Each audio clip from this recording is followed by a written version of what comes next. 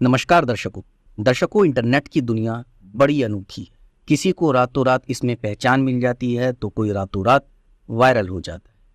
इसी तरह इन दिनों सोशल मीडिया प्लेटफॉर्म, चाहे वो इंस्टाग्राम हो, यूट्यूब हो या फेसबुक रील हो, इन पर एक वायरल लड़का छाया हुआ है जिसे अद्दू डिफॉल्टर के नाम से जाना जा रहा है। इस लड़के की कहानी हमें तो नहीं पता किसने लोगों तक पहुंचाई, जिसकी वजह से लोग इसको फॉलो कर रहे हैं। और वो कहानी ये है कि जब भी ये लड़का पेशी पर जाता है पुलिस वालों के साथ, या उसे पुलिस वालों के साथ कहीं ले जाते लाते पुलिस की गाड़ी में दिखाया जाता है, तो ये बताया जाता है कि इसकी बहन के साथ किसी लड़के ने दुष्कर्म किया था।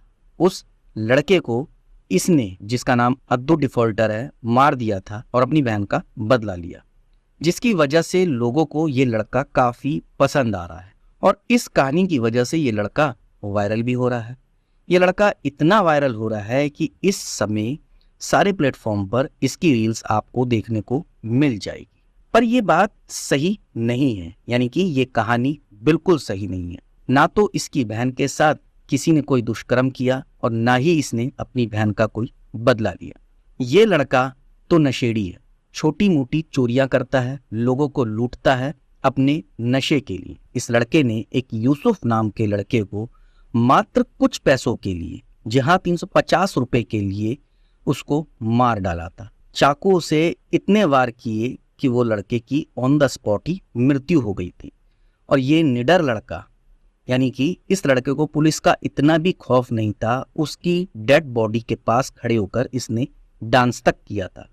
ये वीडियो भी कुछ समय पहले काफी लोगों ने देखी होगी, और वो और कोई नहीं, ये लड़का था। उस समय तो ये लड़का इतना फेमस नहीं हुआ, लेकिन झूठी मनगढ़ंत कहानी किसने फैलाई किसने नहीं फैलाई ये हम नहीं कह सकते, जिसकी वजह से अब ये फेमस हो रहा है। लोग इसकी स्माइल से ये सोच रहे हैं कि जैसे ये कितना इनोसेंट है, इसने कितना महान काम किया है कि अपनी बहन का बदला लेने के लिए उस लड़के को मारा जिसने इसकी बहन के साथ गलत काम किया, जबकि ये सच ही नहीं। ये लड़का तो सिर्फ और सिर्फ वेलकम इलाके में छोटी मोटी चोरियां करता है, और ये लड़का अपने आप को गैंगस्टर कहलाना पसंद करता है। हालांकि इसे गैंगस्टर कहना ठीक नहीं है, अभी तो इसकी उम्र भी नहीं है, लेकिन ये गैंगस्टर बनने की राह पे अभी से चल पड़ा।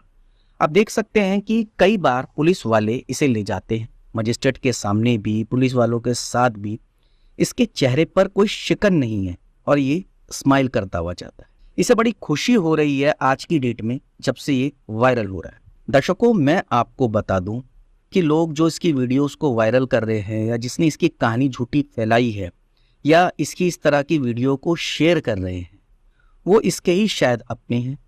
इसको देखकर आप ये मत सोचिए कि हमें ऐसा बनना है, क्योंकि ये जो रहा है ये मुश्किल नहीं है। अभी तो ये लड़का हंस रहा है, लेकिन जिस दिन ये बड़ा अपराधी बन गया तो किसी न किसी पुलिस की गोली पर इसका नाम जरूर लिखा होगा। क्योंकि जब अपराधी कानून से ज्यादा अपने आप को समझने लगता है तो कानून किस तरीके से उससे निपटता है ये हम सभी जानते हैं। दर्शकों, इन जैसे छोटे मोटे अपराधियों का फायदा उठाकर बड़े बड़े जो गैंगस्टर हैं वो अपने मंसूबों को अंजाम देते हैं। इस बात का सभी को पता है, पुलिस को भी पता है, कानून को भी पता है। इनसे वो लोग अपना फायदा उठाते हैं। क्यों? इसकी वजह भी मैं आपको बताता हूँ। क्योंकि ये लोग नाबालिग होते हैं और इनको पुलिस बाल सुधार गृह भेजती है। आपको पता है कि बाल सुधार गृह में कितने लोग सुधर जाते हैं और कितने लोग सुधरते नहीं हैं। इस चीज का सच तो आपको पता ही है। तो बड़े गैंगस्टर करते क्या हैं कि इन्हीं के जरिए अपराध करवाते हैं। वजह इसकी ये होती है कि इनको जमानत आसानी से मिल जाती है और ये आगे चलकर इतने खूंखार अपराधी बन जाते हैं कि किसी की जान लेने से पहले एक बार भी नहीं सोचते।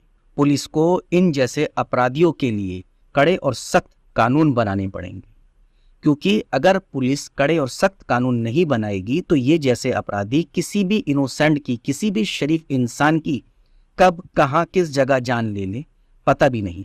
क्योंकि इनको जरा सा भी फर्क नहीं पड़ता कि किसी के घर का बच्चा चला गया या किसी के घर के व्यक्ति की मौत इनके हाथों हो गई। ये तो बस अपनी दुनिया में नशा करके मस्त रहते हैं। इनको तो बस गैंगस्टर बनना है, गैंगस्टर बनने की राह पर चलना है। इनको पता है कि हमारे देश का कानून कैसा है। आज हम बंद भी हो जाते हैं, कोई अपराध हमने कर भी लिया तो थोड़े दिन में तो हमें छूटना ही है। इनकी इसी सोच को देखते हुए पुलिस और कानून को सख्त नियम बनाने पड़े, नहीं तो आने वाले समय में ऐसी बेगुनाह लोग मारे जाएंगे इन जैसे अपराधियों के रूप में।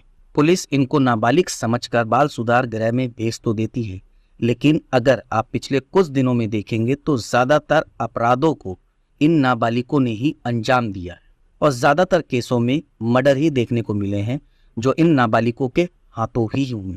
अब रही बात पुलिस और कानून की, समझ में नहीं आता कि पुलिस और कानून सख्त नियम क्यों नहीं बनाती। इनके खिलाफ कड़े नियम होने चाहिए, वरना कोई भी इंसान आते जाते इनके हाथों का शिकार हो ही जाएगा। ये लड़का छोटी मोटी चोरियां करता है, मैं फिर बता रहा हूँ, नशे के लिए लोगों को लूटता है।